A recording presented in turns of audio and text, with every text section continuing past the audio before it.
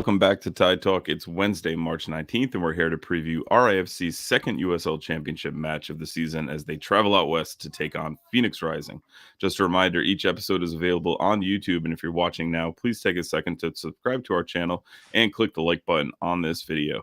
You can also find us on your favorite podcast applications like Spotify and Apple Podcasts, and if you listen on one of those, we'd really appreciate it if you took a minute to leave us a 5-star rating and a short review, as it helps more people find our podcast. One last plug, if you're not already, go check out the RIFC Club Collector app and enter the code TIDETALK25, all lowercase, all one word, to get an exclusive pack added to your collection today. So cozy up, crack a bear.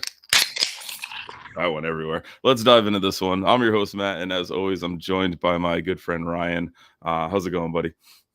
Good. Excited to start talking to PHNX. So it's weird getting back in like the moment, the swing of like, post game, pregame again, but we'll battle. We'll get there. That's it. We are getting busy again, and it's good. We've got Owain from PHNX Sports. He's the second Welshman to get a cap here on Tide Talk. How's it going, my friend? Yeah, it's a little bit warmer here, I'm sure, than for you guys up in Rhode Island, but a little bit earlier in the day as well. I can't believe you guys have pulled me away from Open Cup games to come and talk here. I mean, we got 3 TVs out there right now with various amateur teams going, but work calls. We appreciate you joining us. We've got some Welsh in the chat for you too, if you can see it on your screen. Oh yeah. As well too. So very, very happy to have you on. You guys, that Scott could say anything right now. We have no idea. We're just pulling up for him. Absolutely. Could be so purely insulting the guest. We have no clue. He is not. So first off, before we get started, tell us about your podcast and what you guys do and how you cover the team. Sure. So here at PHNX, we're part of a company that covers pretty much all sport here in the Valley. For us specifically, we cover PHNX Rising. We have podcasts every week. We have written content that goes out as well multiple times a week. And we're pretty much the main source for PHNX Rising news here in the Valley. In fact, I'm about to break a streak coming up later this month. I'm going to miss my first away game since 2021. So, oh man, that's the kind of coverage that we put in here in PHNX, and it's been a fun few seasons of doing it with PHNX. But we're a lot of fun on the pod on a Wednesday night, usually making fun of my co-host Max, who. He's the butt of all of our jokes, but we get a lot of football talk in there as well. I mean, he's a Spurs fan. Of course, he's going to be the butt of all of our jokes. But I'm going to sign off right now. I didn't tell him that. Oh, man. So I'm a Gooner, and Matt is a Spurs fan. Before I let Ryan go with his questions, and we got Timmy, one of our bloggers in the chat, who is also a Spurs fan. God damn it, it never ends for Spurs. It never does. No. But just tell our listeners where they can find you on social media and where they can find PHNX Sports. Yes, you can find me personally at OJEvans18. You can find our Rising specific Twitter account at PHNX__rising.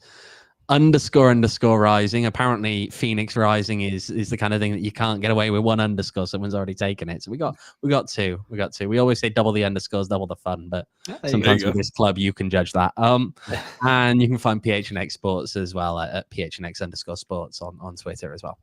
Cool. Awesome, Owen. So as we pivot to kind of talking about PHNX Rising and your season so far, so currently you're 0-1-1 with 2 wildly different matches so far. You started the season with a 1-0 loss to Tulsa, and then had a 4-4 draw last week to El Paso. I was just reviewing the highlights of that match right before we got on here. If you haven't seen it yet, I really recommend checking it out because it is a wild game. So you can just dive into like how the season's been going, how that compares to your expectations going into it.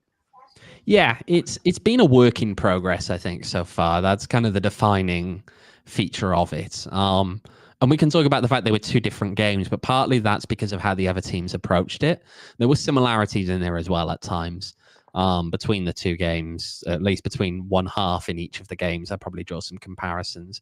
We knew this was going to be a bit of a slow start, probably because of the nature of the team that's been assembled. A lot of these guys are guys who early 20s.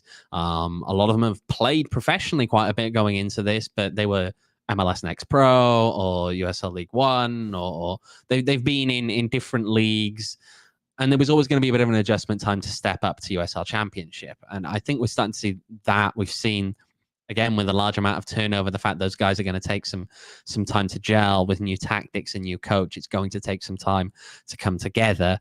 I think by the second half of the El Paso game, we started to see more of what Hamadou Carr is hoping to really achieve with this team, which is a team that's going to be more attack-minded, that's going to feature, possession as well, but also just not completely, just disappear in moments where, they're kind of just passing it around the back and not doing a whole lot with it. It's a bit of a slow start, really, but even then, it's not the worst possible start to the season, I think, from Rising.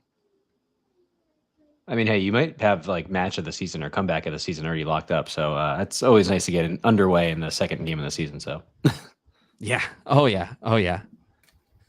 So a segment that we do here on Tide Talk is called RIFC in 3, where we sum up a match in 3 words. If you want to include the off season and kind of leading up to the first 2 matches in this one and kind of give us a 3-word review on how everything's been going so far, how would you sum it up for Phoenix? I'd probably stick with work in progress. As I said earlier, it's work in progress, really. They're building on it. The first half we saw them play against Tulsa, they were slow. They didn't create very much. They didn't really get the territory. By the second half, they were finding ways to kind of improve, to get the territory more, to, start peppering balls into the box, even if they weren't getting on the end of them. We saw that kind of continue against El Paso in that first half, right? Again, it's not perfect, but it's just, they were finding ways to get the ball up there. Damian Rivera in particular he kind of looked a bit tricky, to be honest, up top. And then, after that point, you get into the second half against El Paso, and they're starting to find the connections a little bit more. They're starting to find they're starting to find just ways to get the ball on goal, ways to ultimately find the back of the net, which for a team that last season they struggled so much in terms of getting the ball, possessing it, not really creating a whole lot from it. It was refreshing, I think, to see that second half. I mean, it's worth noting the second half against El Paso, they had more shots on target than they had shots on target in the entirety of the first game. So it started to come together. It started to, find its way. But it's still early doors. It's still early doors in this project. And I think that's pretty apparent, really, from watching them. Good stuff. Absolutely. So as we kind of look towards the match itself, last season we got to see a bit of your traveling support at our temporary home. Can you talk a bit about what the stadium atmosphere is like in Phoenix for those of us who haven't really seen it live as much? Yeah. When you look at this team, I mean, the Bandidos always bring a lot of energy. Being where they are behind the goal, they no longer get away with some of the shenanigans that they may have used to once in the past. Smuggling fireworks in is not really an option when your end backs onto a runway of a major airport. That was the situation maybe a little bit more at Wild Horse Pass, where they were able to just they kind of got a little bit of a slap on the wrist, but they do some really see a tear rolling down things. The face of our supporter group, kind of shit stirs for sure. but it was they still bring a lot of energy. I mean, I'll also be honest and say that the crowds haven't been great in terms of just attendance numbers. Last home game, the home opener, was their lowest home opener crowd that they have had ever since becoming Phoenix Rising, with one exception, and that was in a COVID capacity limited year. And when you look at after that to this week, I'm honest, when I boot up the ticket platform and have a look at what the sales are looking like, it doesn't look amazing right now. Which is a bit disappointing because it's early season. It's still that point where it's not deathly hot outside, and the crowd should probably be bigger than they are. But I don't know. We'll see. Maybe there'll be a late push. Maybe it'll be a good crowd in the end. But we'll have to wait and see on that. Yeah, and I know we do have some people traveling out there. Any advice you can give to those that are traveling? Enjoy the weather. Be the biggest thing. No, there's a lot of places that you can get to from the stadium. Don't sniff at the light rail. Nice connection that right outside the stadium. Your ticket serves as your ticket on that, by the way. So if you're staying in downtown Phoenix, kind of way, there you go. Have as much fun as you like, and that's covered by your game ticket. Beautiful. That's good advice. Yeah. Awesome. So as we kind of turn our attention to the match itself, give us 3 players that RIFC fans maybe unfamiliar with the team should really look out for in this one. Yeah, so I've been putting a bit of thought into this one, because there's a lot of new faces even from PHNX Rising's perspective in terms of the players that Rising have to offer here. I think one of them as a returner, and he's the captain, and some of you guys will be familiar with him because he was in the All-League second team last year. It's Pat Marboy. Obviously, he is an immensely talented young player as a centre-back. He's going to cover a lot of ground. He's good with the ball at his feet. He's a good vocal leader despite being so young at the back. And the fact that he's able to cover as much ground as he is, the fact that he's as comfortable winning the ball back as he is, he's as comfortable playing the ball out of the back as he is, in a back four with aggressive fullbacks, that's really critical to this team's success in terms of you've got to have that steady presence at the back. And again, he's the club captain. And to be club captain at that young age, you've got to be pretty good. You've got to be pretty much a leader. He became a leader as the season went on last year in his very first professional season. And that speaks to the kind of person and player that he is. Elsewise, I'd say one of the newer faces that is intrigued, I think, through the start of this season has been Damian Rivera on the left wing. Obviously, he had some success in native Tampa Rhode Bay, Islander, coming off the bench there. But while he hasn't quite had maybe the end product in Phoenix, maybe that starts to come. He's looked tricky. He's been that kind of guy who's taking players on in one-on-ones. He's got pace. He's winning a good number of those one-on-ones. And if that final ball can just get there, whether it be through, he gets a good cross in, he cuts inside at the right time and gets a shot off that's threatening. He's someone who could really start to cause some headaches for teams in this league. As a third one, I will say Remy Cabral. And the reason I'm going to say that one, and we don't even know if Remy's going to start, to be honest. It's always a bit of a weird one having to try and choose who's going to start, who's not going to start up top for this team. But Remy scored 7 goals on a pretty poor team last year. That was also a season where he was injured for a lot of it. His dad passed away, obviously, sadly, later on in the season, and he missed some time because of that as well. And then, he still managed to get 7 goals. He was a Golden Boot winner in MLS Next Pro. I think from his goal in El Paso, you kind of saw what he's capable of. He tends to find himself in the right places quite a bit.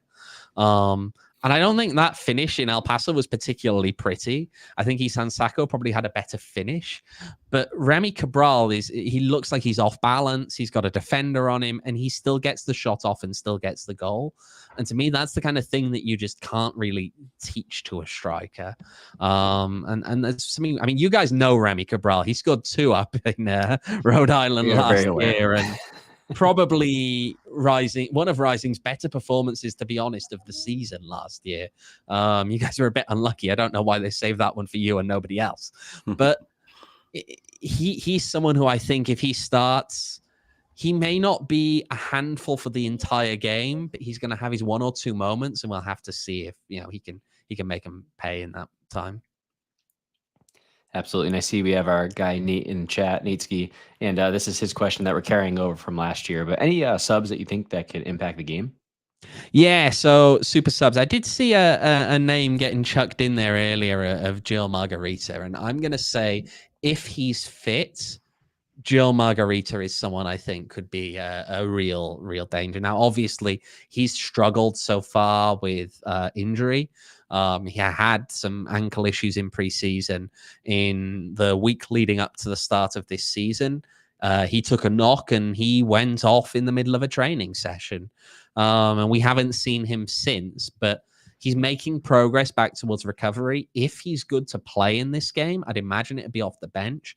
And we saw what he could do late in the season for Phoenix Rising. He's a Curaçaoan international on the wing, and he's just dangerous. I mean, Rising had a stretch where they just couldn't score.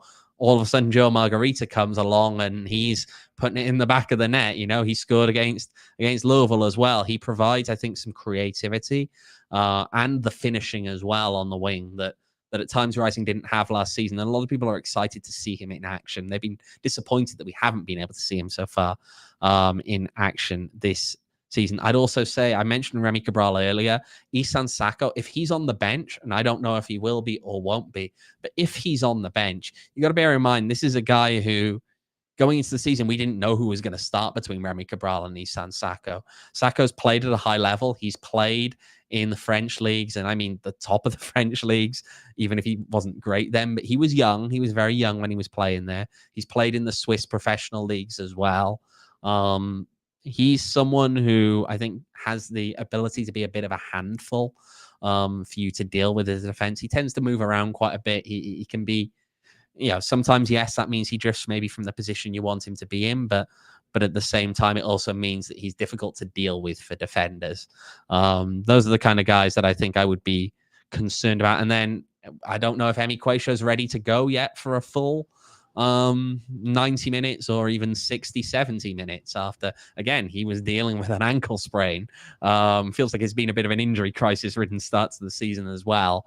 Quite a few other players as well that have been and gone through that. But if he is coming off the bench again, we saw how he changed the game a little bit in El Paso. He brings, I think, a lot more of a purposeful attack out of the back than we saw from Harvey Neville. I think that he also, his work rate defensively is quite big. He has had that transition from being more of a central midfielder back when he was with Sacramento, back before that, to becoming a left back. And it's just intriguing to watch, but he also can contribute so much from that position.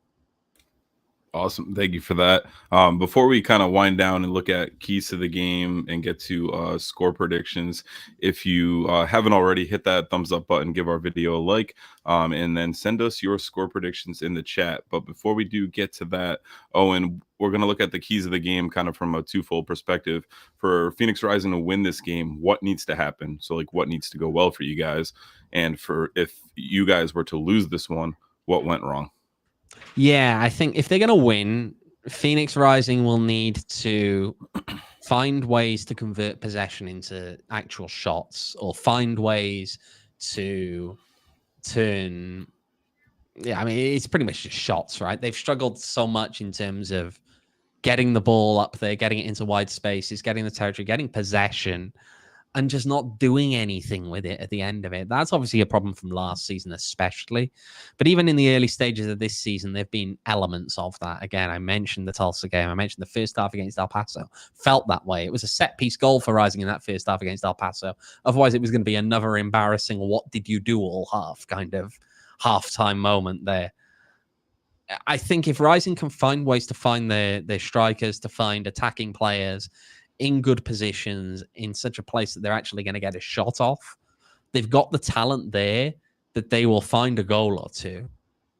But if they can't actually get a head on the end of the cross, if it's 20 crosses whereby 3 of them are actually met by anything, then it's just going to turn into another 65% possession, nothing really happening kind of game.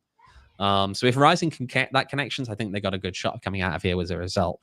If they're going to struggle, what would go wrong? I mean, obviously there's that. I'd say the other thing would be struggling to deal with transitional moments. We saw that against El Paso. We saw that, you know, they just, the kind of the nature of Phoenix Rising, those fullbacks are so aggressive. And when that happens, I mean, Colin Smith is a guy you guys all know. He got caught in no man's land a fair bit. Harvey Neville, who started there, not always the biggest defensive contributor to a team. As you're pulling all of that together, El Paso knew that they were going to have spaces appear out wide at the back, and they exploited that. They were looking to exploit that, and they did so successfully that there's always going to be space there for guys like Gabby Torres to kind of break through. And if Rising can avoid getting stuck in a situation whereby, you know, they get caught in those transitional moments, then they've got a good chance of coming out if there was something. If they can't prevent Rhode Island from exploiting those transitional moments because, you know, they're not having that many people back there necessarily defending, they could be in for a long day, right? Those 4 goals against El Paso, you almost wonder, it's not that El Paso are a bad team, but we got to put this into perspective, which is if you do play like that against better teams, how is it going to end? Because they already conceded 4 in an hour last week. Sure. Well said. All very valid points. I'll hit the chat and I'll let you stew on your score prediction and Ryan stew on his, and maybe I'll come up with one as we go. Timmy has, I fear I went with 2-0 RIFC. Don't feel great about it after that last weekend. Chuck has a 3-1 RIFC win. Scott, your Welsh compatriot, has a 2-1 RIFC win. We had Sarah with a 1-0 RIFC win. Ewan's got a sloppy 0-0 draw. Matt Hands has a 4-2 RIFC win. And Scott also added 4 goals off 4 shots. We need to just get shots on target, which very much true after last weekend. So Ryan, let's start with you. What do you got for this one for your score prediction? Yeah, I've been really bouncing a couple around in my head this whole time. I'm going to stick with my prediction from last week, and just so that I can then say I was just a week early on it. But I'm going to go 3-1 RIFC.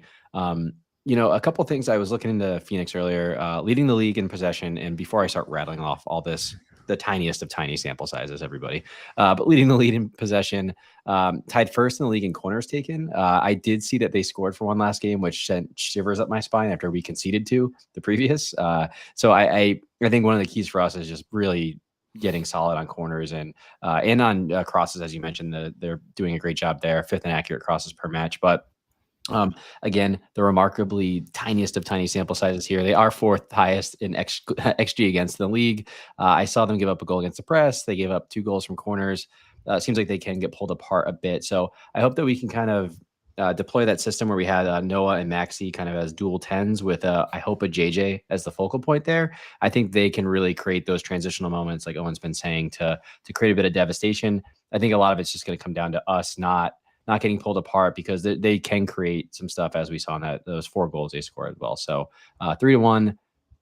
I just hope we see a lineup that reflects kind of who I would say are the more talented among us on the Rhode Island FC. There you go. We got Nate Ski in with a 1-0 after some coercing for Matt Hands, and Justin also joined the 1-0 brigade as well. So Owen, what do you got? God, you guys are so confident, all of you. I've been wrong probably 90% of the time on this show for my predictions, so it comes with like after the last year of Phoenix Rising, we've all just kind of like being in a space where people are confident just feels strange to me. I mean, didn't work so well last weekend. Did not work well. Goalie Man Pat has just popped in yours as one of the guys who follows us, saying 5-4 Rising. So I mean, I don't think we're getting a 9-goal game this one. I don't know. It feels like Rising may have used their goals up. I think if it's 5-4 Rising, they're going to have to drag me out of the guild. I think you might take it 2-1. I think 2-1. Rising have a goal in them. You mentioned the set pieces. I think that's an important part here. When you've got a guy who's a massive, massive guy like Noble Acalo, he's a big guy to aim for his head. You're always going to have a chance on that. Hope Aveyevu, obviously, we're whipping in some good crosses again. Hope Aveyevu, another person I didn't mention earlier, but team of the week this week. He was up for player of the week as well. Didn't get it, obviously, because went to Amanda Moreno. But I think Rising have a goal in them. But I don't. If you're asking if they're going to come out and score 4 again, I don't think that's going to happen whatsoever. And I do think that they are vulnerable on the break. I actually think that El Paso should have had a 5th goal that was disallowed for offside, and I don't think it was offside. So it is possible to find goals against this team. The goalkeeping level is not what it was last year with Rocco Rios Novo. Patrick Rakowski and Tristan Henry just aren't that same player. What Got if it. you guys run the score from midfield play multiple times in the game? Yeah, no. Mo wasn't even trying. That's the thing that makes me laugh. I've seen so many people arguing over was it a shot, was it a clearance. I asked the guy right after the game, and he told me I was trying to clear it. Beautiful Those clearance. are always the best. Did he mean it? So I'm actually with Owen on this one. I've got 2-1. And I just like Ryan said, I really hope it's a favorable lineup and we see a lot of the players that we would hope to see out there. I think Maxi gets on the board for us. I think he gets one in. I do think Rising score off a corner, and I think after all the Chico slander that I've heard this week, I think Chico gets one just to make things interesting and stir the pot. But hopefully we can see him and JJ working out there together to really kind of drum some things up. But I think it'll be an interesting one. Always tough going, pretty much cross country into a very big climate change from what you're training in. So we'll Don't see how discount that the plays time into it zone as well. change as well. Don't That discount too. the time zone change because you're kicking off at 10 o'clock your time for a player finishing up at midnight. That's pretty miserable. Right. All those factors. That's why I'm not as confident as my co-host here. We are going to let Owen go. He's going to record his own show next. But before we do that, we do want to say Ryan and I are going to stay on. So once Owen hops off, we'll put up a short 10-second break video, and then we'll be back to talk about promotion and relegation coming to the United States and how I think that means for RIFC. But any final words you want to get off before heading out, Owen? I hear that Virginia Dream are currently beating Richmond Kickers 3-1 in the Open Cup. Oh, so I okay. might have to go and watch the end of that game, to be honest. The magic of the cup. Magic stuff. of the Cup. I'll always love the cup set. But Owen wanted to thank you again for taking the time out to join us. Hopefully we can do this again in an upcoming matchup. But I really appreciate you hopping on. Thank you for having me, guys. All right. We'll catch up with you later, Owen, and we'll be right back after this short 10-second break.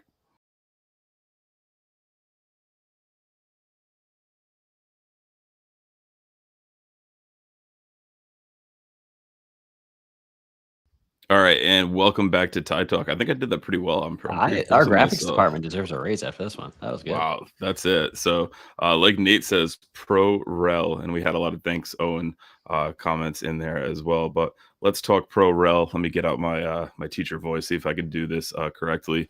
The United States Soccer League (USL) announced today that a super majority of the club owners voted to implement a promotion and relegation system, marking a groundbreaking decision that will reshape the future of professional soccer in the United States.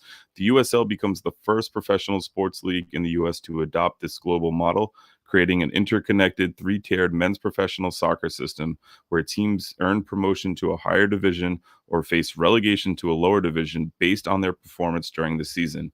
With this historic step, the USL aligns with the world's top leagues, including the Premier League, La Liga, and Bundesliga, where promotion and relegation raise the stakes of every match, drive fan engagement, and elevates the overall competition of the game. A new chapter in American soccer begins. The decision by owners to approve and move forward with this bold direction is a testament to their commitment to the long-term growth of soccer in the United States, said Alex Papadakis, CEO of the United Soccer League. This is a significant milestone for the USL and highlights our shared vision with our team ownership to build a league that not only provides top-tier competition, but also champions community engagement. Now, just as it is in the global game, more communities in America can aspire to compete at the highest level of soccer. It's time. Last month, the USL announced plans to launch a new Division I league in 2027-28, a pivotal step in its vision to establish a fully integrated three-tier professional system. As defined by U.S. Soccer Federation sanctioning standards, Division I is the highest level of professional soccer in the United States, with the USL Championship Division II and USL League One Division III already providing a strong foundation for player development and competition.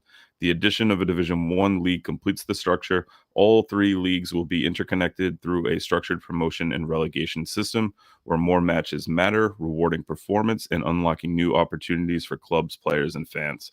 Promotion and relegation transforms the competitive landscape of American soccer, said Paul McDonough, President and Chief Soccer Officer of the USL.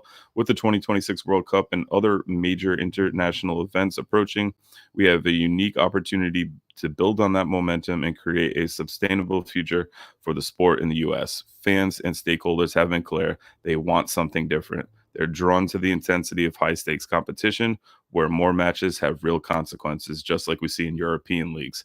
This shift changes the status quo and brings a level of excitement and relevance that can elevate the game across the country.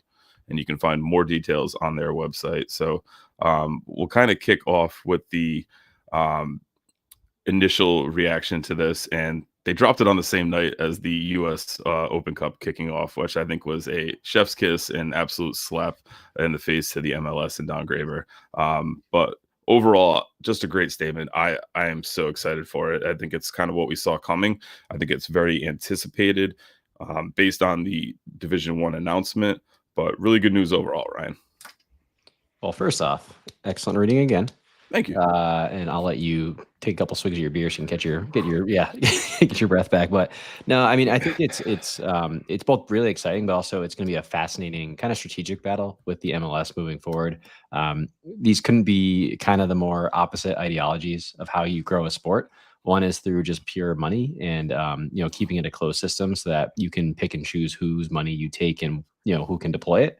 And then the other side, you get just pure kind of the competitive side of it that you get to fight for your right in a place, and it doesn't matter if you're the team with the lowest payroll, the highest payroll, you just get to be in there. So I'm obviously very excited about this. I'm someone who has followed the Premier League for a while, has followed kind of just more general global soccer for a while, and I think the part of every match matters really is different. As someone who follows a lot of American sports, there's plenty of times, especially towards the end of the season, where you're just sitting there watching two teams play each other that could give an absolute shit about it. Like, those last couple of games at the end of the Patriots season, we were actively rooting for them to lose.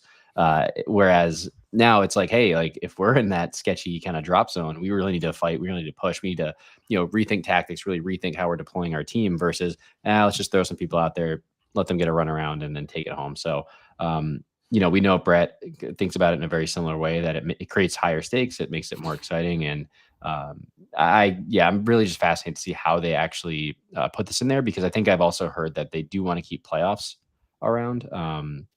So I think that's going to be an interesting thing that they have to figure out. But yeah, each day that they announce kind of more and more about Division I, Pro Rel, the closer it is to reality. So I mean, one thing you said in there is shout out to the owners for making this, for voting it in, because they easily could have said, screw this. We want to like kind of secure our money where it is. But they said, we're doing this little bit more risky approach to ownership. And I think I applaud them for that. You're usually cards closer to the chest guy than I am, but did you feel like the timing was very kind of jabbed at MLS? Yeah. For one, I think I'm an open book on this thing, but I just meant in general. Fair. But I think that, I mean, I actually didn't think about it right away until you mentioned it. And I was like, oh, that is actually pretty funny, because again, I think it just goes back to like strategically, like, again, MLS wants to kind of control everything, keep it more in the NFL model, where I think the USL kind of is promoting things like the Jägermeister Cup, like the US Open Cup, where it's all about, kind of more like the spirit of the game, like at the grassroots level, all the way through the top, and like anyone can win anything.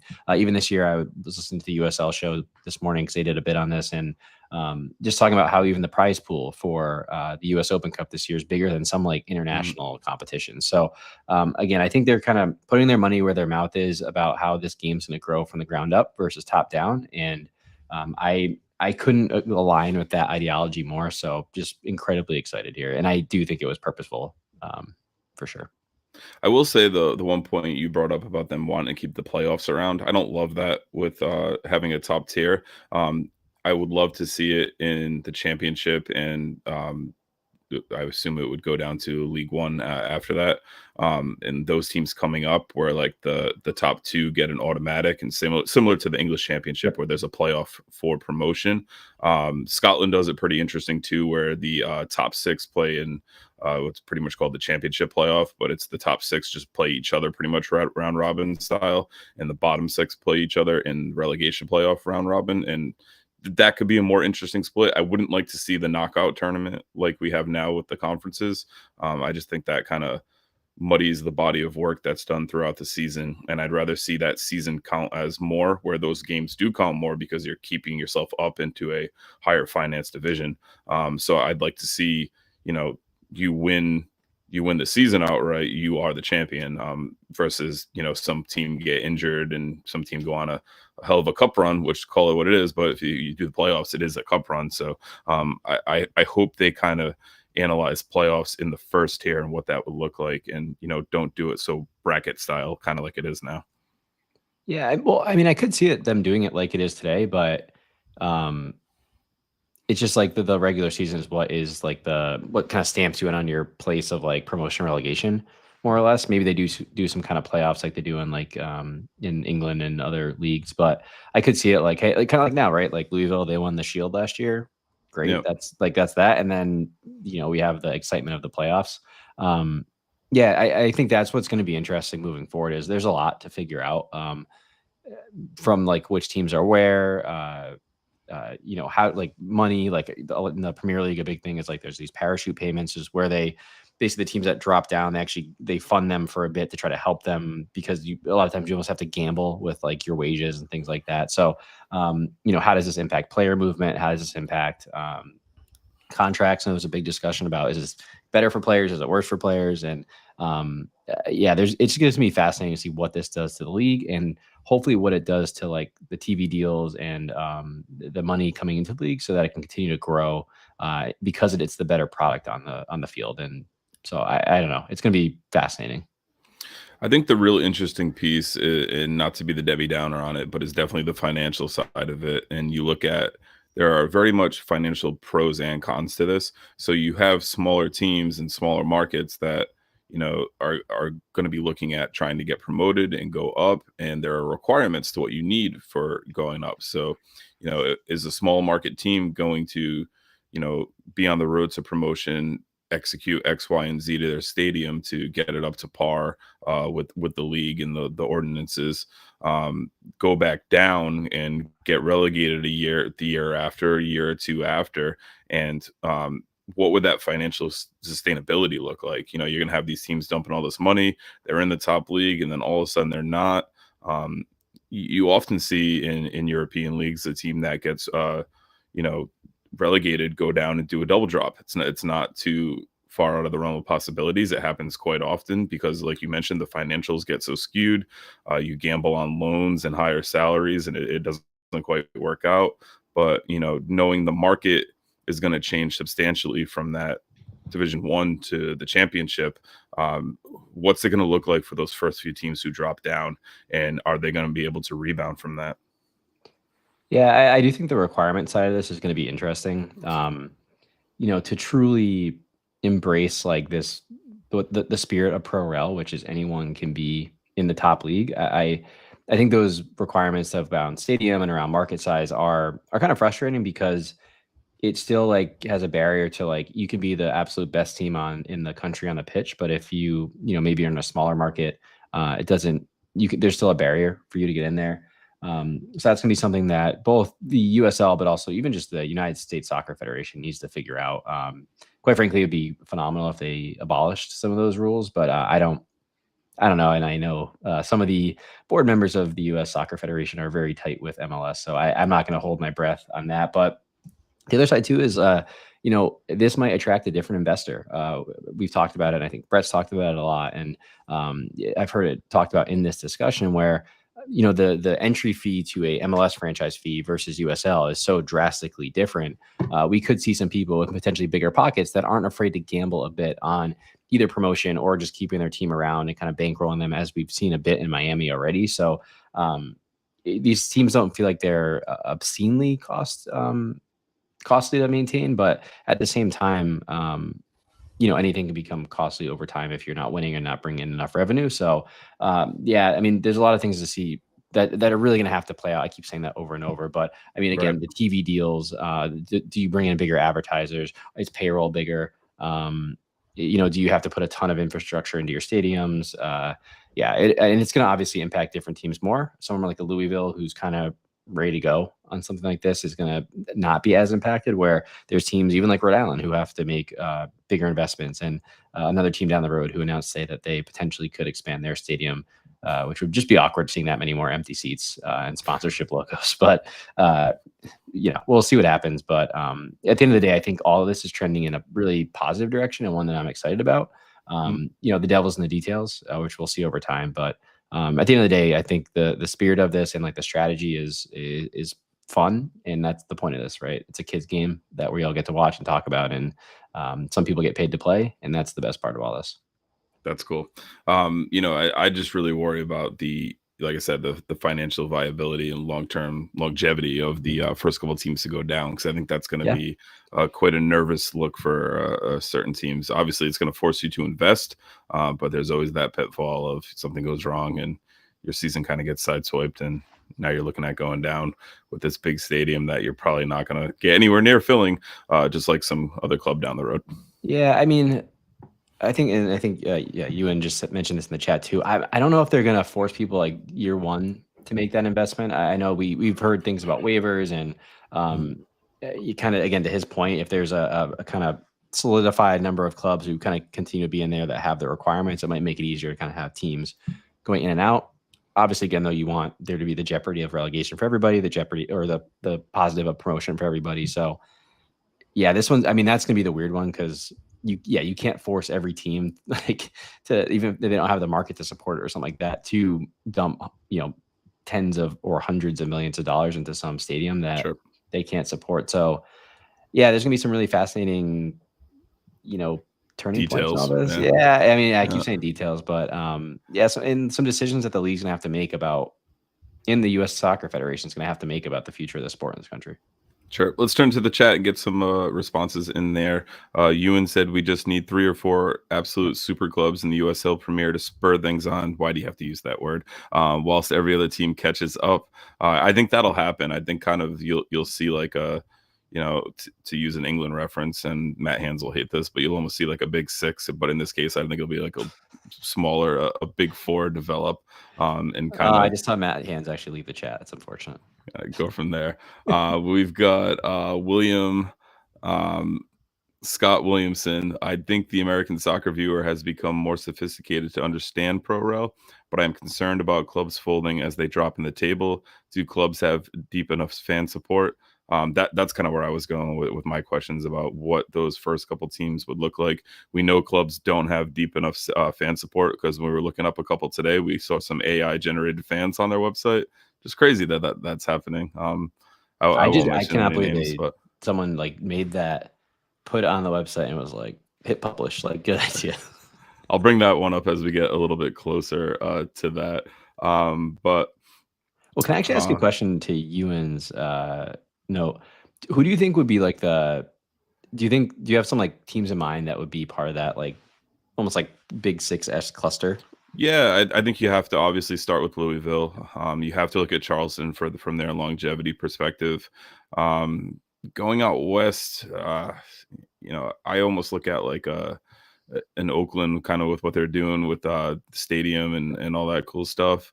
I would throw Rhode Island right there, just because we have the capacity to instantly get up to that minimum seat number. It's kind of tough from there, I look at Pittsburgh. I look at Pittsburgh, as a possible one. Sacramento's another good shout. And if they ever got their stadium.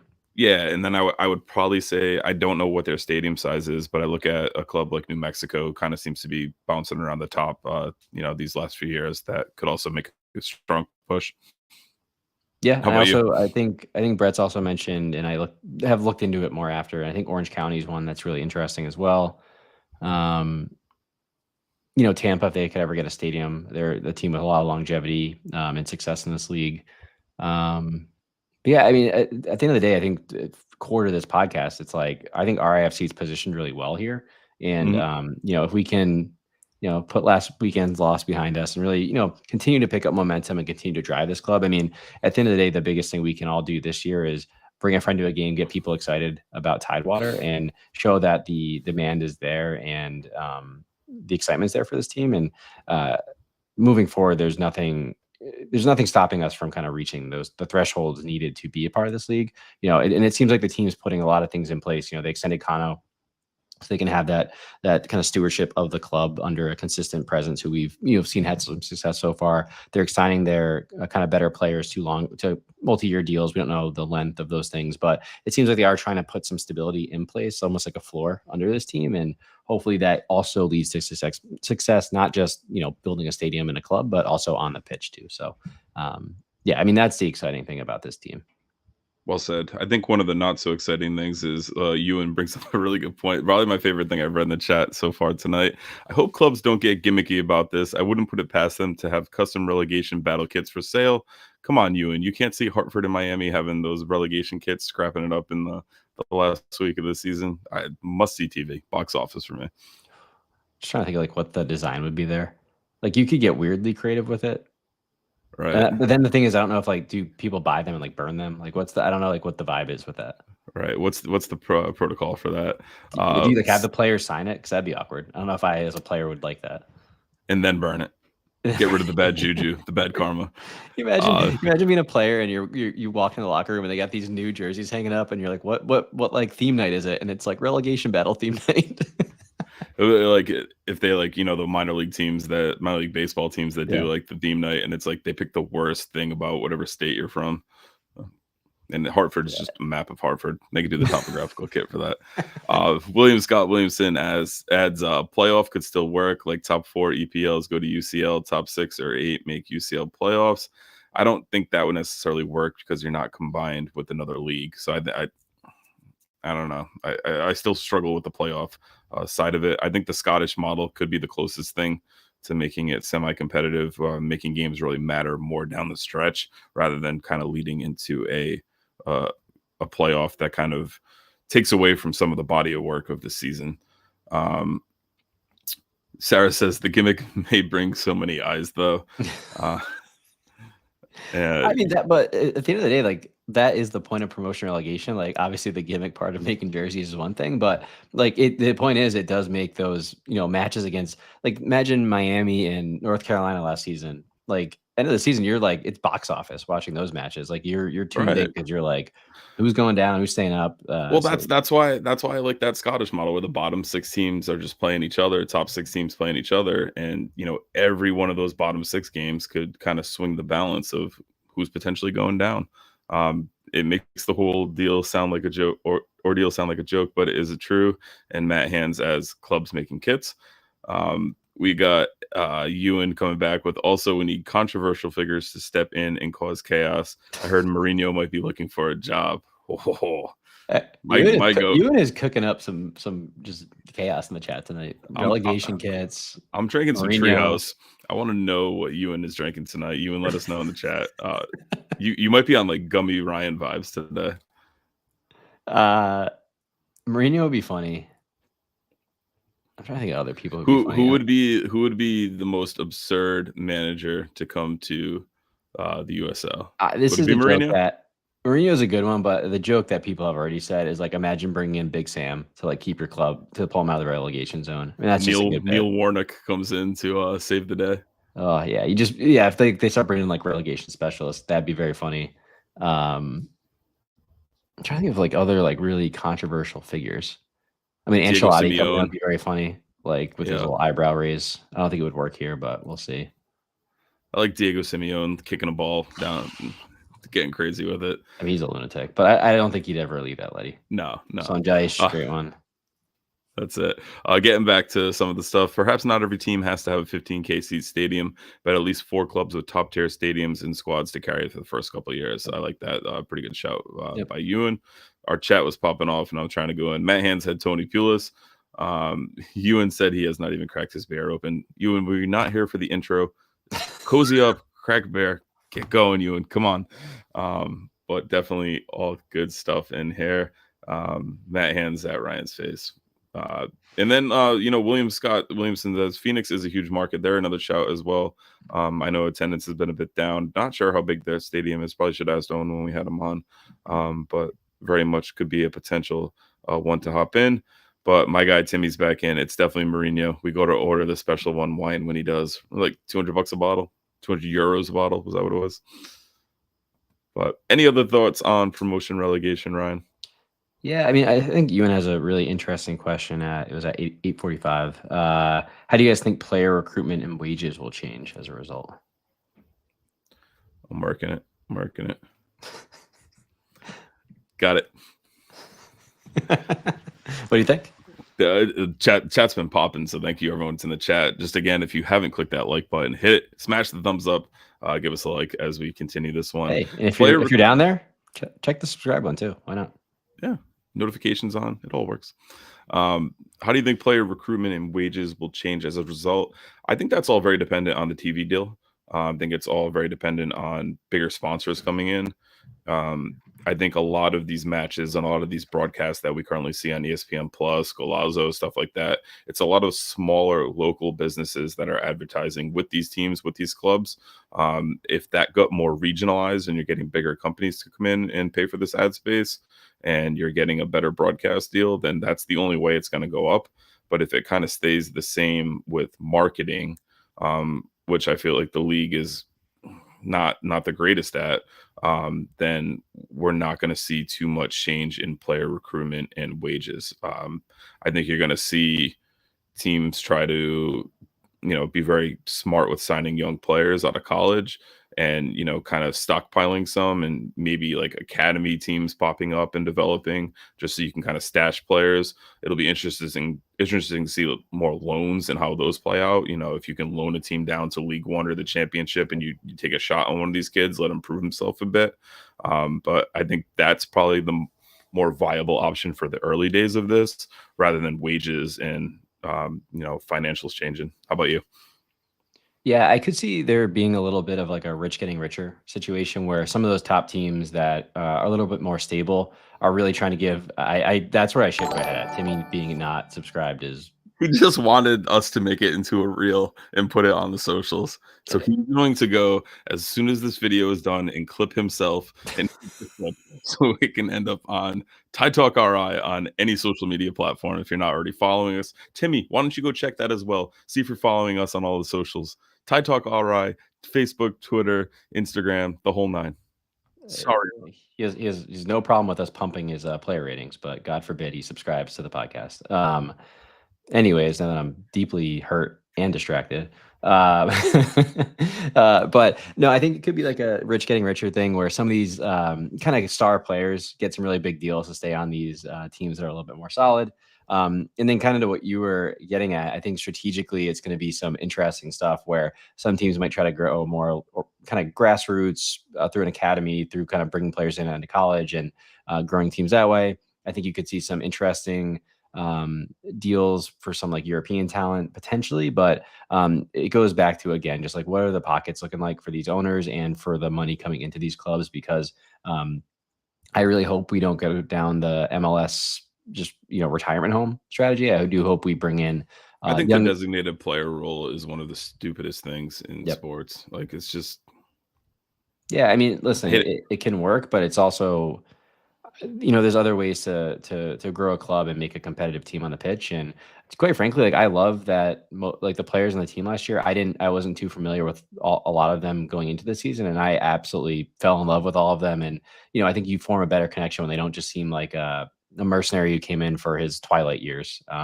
It's someone who's really trying to make it, somebody's trying to grow their career, grow themselves. And so I think wages will probably rise alongside the TV deals. Will also probably rise alongside, do you see some more players coming over from MLS, stuff like that, who already kind of have a bigger salary expectation. So this goes back into that, unknowns and details section that I keep just putting anything I don't want to fully answer in there. But another like time will tell.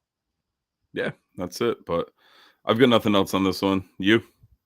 I just again, if you like Timmy are here and you watch the show every single week and you are literally a part of Tide Talk, please make sure you're subscribed. Everyone else, it'd be nice if you did, but I would say if you literally are a part of Tide Talk, would be awesome if you subscribed. Like some things surprise me, some don't. That didn't, if that makes sense. Like, would you say it's Spursy? Timmy's playing Ange ball right now. His hamstring's torn. It's going to shit. Matt Hand says USL season pass on Netflix. LOL. I'm not with Netflix on the broadcasting yet. No, I'd rather see ESPN Plus kind of grow and kind of turn into the Bundesliga model where they have a halftime like studio they cut to. They provide killer stats during it. I think the Bundesliga implementation on US is the best foreign league broadcasted in the States. Ooh, I do have to push back. I do just love by CBS. just by broadcast alone. I do like the Thierry Henry, Big Meeks character. I think they're just the funniest bunch, and they do a good job breaking games down too. That's just because Brest was in it, so it made things really good. Nice Brest. That's it. But all right, guys, that'll wrap things up for this one. Remember, Tide Talk is more than just a podcast. You can follow us on Instagram, Twitter, Facebook, and for daily social media content, click that link in this episode description to follow all of our accounts. I've been your host, Matt, for our guest, Owen, and my good friend, Ryan. We'll see you next time. And as always, up the tide. Up the tide.